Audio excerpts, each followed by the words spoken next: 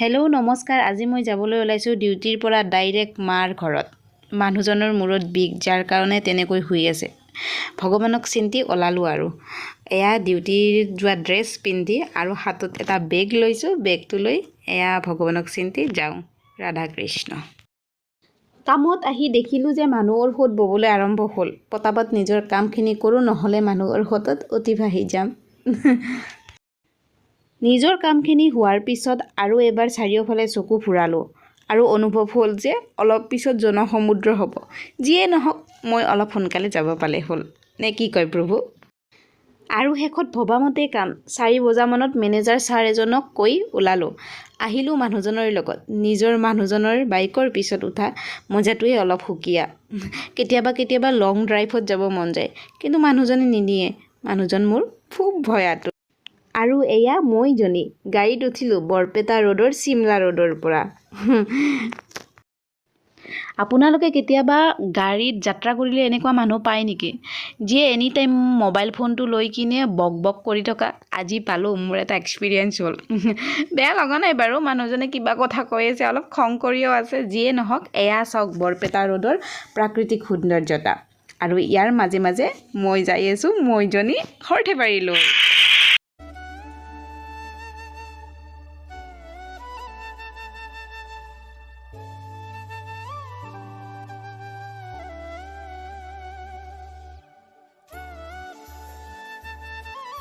আৰু প্ৰাকৃতিক সৌন্দৰ্যতা উপভোগ কৰি আহি পালোঁ বৰপেটা টাউন। আৰু বৰপেটা টাউনৰ পৰা সৰ্থেবাৰী যোৱা গাড়ীত উঠিলোঁ। এয়া মই উঠিলোঁ গাড়ীত আৰু এতিয়া যাওঁ, নে কি কয়? আৰু ফাইনেলি আহি পালোঁ সৰ্থেবাৰী, য'ত অসমৰ প্ৰত্যেকজন মানুহৰ ইম'শ্যন জড়িত হৈছে।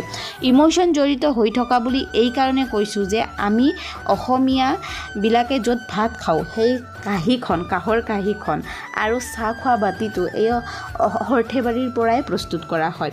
কিন্তু এইখন চহৰে বছৰত 3 বাৰকৈ বানপানীৰ সমস্যাত ভুগিবলগীয়া হয়। আজিলৈকে কোনো ৰাজনৈতিক নেতাই এই বানপানীৰ সমস্যা, সৰ্থেবাৰীৰ বানপানীৰ সমস্যাক লৈ মাত মতা নেদেখিলোঁ।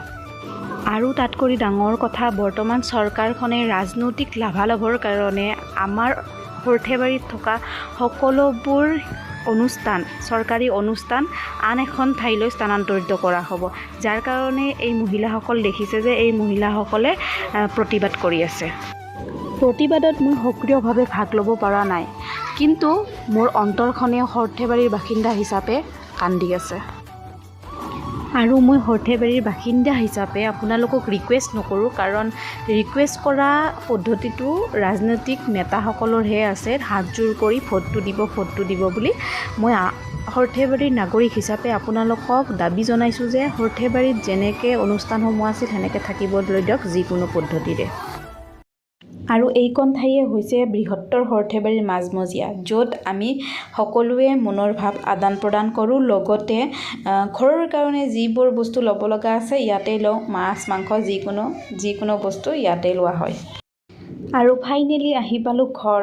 আহিয়েই ৰাস্তাতে দেখিছোঁ মোৰ এই কণমানি পুতলাটো, যিয়ে মোক বহুত মৰম কৰে। ময়ো বহুত মৰম কৰোঁ। সি ডাঙৰ হ'লে কেনেকুৱা হয় নাজানো, কিন্তু বৰ্তমান মোৰ প্ৰতি থকা মৰম সিৰ বহুত। ৰখি আছে আৰু কাষৰ মানুহক কৈ আছে কি, মই ৰখি আছোঁ ৰ'বা, মা আহিব নহয়, মা আহিব, এনেকৈ কৈ আছে।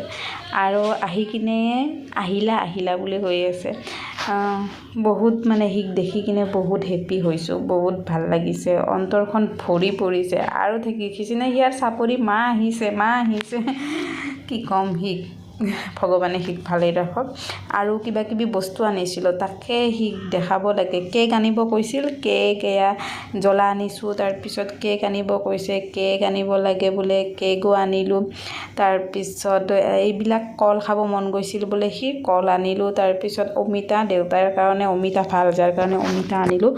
আৰু কিবাকিবি এইবিলাক বস্তু আনিলোঁ। আনি এতিয়া সি চাব ধৰিছে কি আনিছোঁ কি আনা নাই। মাছ ভাল পায়, যাৰ কাৰণে মাছো আনিছোঁ। সি হাঁহিছে, মাছ আনিছা, মাছ খাম। কি হ'ব, আমাৰ সৰুৰ কালত বা কেনেকুৱা আছিলোঁ। ই কিন্তু মোক সঁচাকৈ দে, মই যিখিনি মৰম পাব লাগে সেইখিনি মৰম দিছে। এতিয়া চাওকচোন কেনেকুৱা কৰে, চুম খাই কিবা খাই আকাণ্ডাৰী আৰু।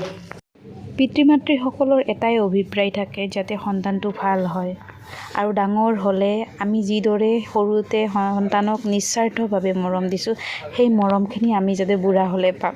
টকা পইচানো নালাগে, বুঢ়া হ'লেনো ক'ত টকা পইচা লাগে, বাছ মৰমখিনি।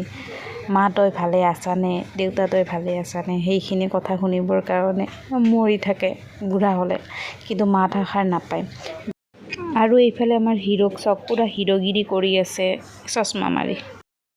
আৰু এইফালে মই কেৰাহী পাতি মাছ ভাজিবলৈ দিলোঁ, দালি হ'ল, মায়ে এঠাইলৈ গৈছে পাচলি কুটিব, য'ত পালনাম আছে এঘৰ কাষৰ মানুহৰ। আৰু এইফালে আমাৰ দেউতাই পাচলি কুটি আছে আৰু ল'ৰাজনে কৈ আছে কৃষ্ণ চাম মোবাইলটো দিয়া। যদি ভিডিঅ'টো ভাল লাগিছে প্লিজ লাইক শ্বেয়াৰ ছাবস্ক্ৰাইব কৰি দিব। আজিলৈ আহিছোঁ, নমস্কাৰ।